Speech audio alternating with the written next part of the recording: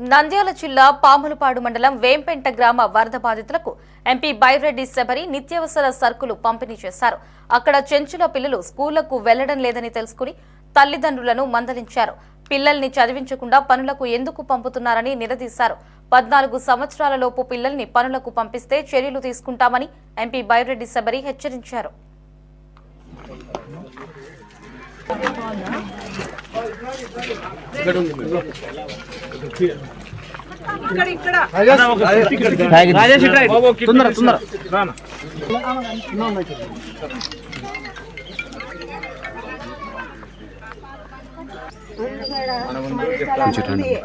వాళ్ళు చేపలు పట్టుకునేది చిన్న పిల్లల్ని చదివించాలో గానీ ఇప్పుడు ఆ చిన్న పిల్లలకి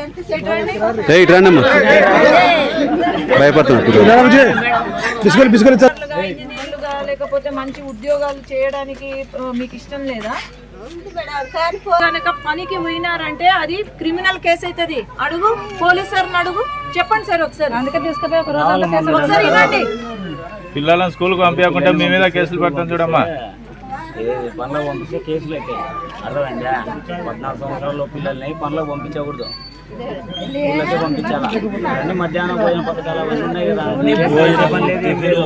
ఏం లేకపోతే చిన్న స్నానం చేయించి స్కూల్ పంపించేస్తే అయితే 1-2 జతలు ఉంటాయి.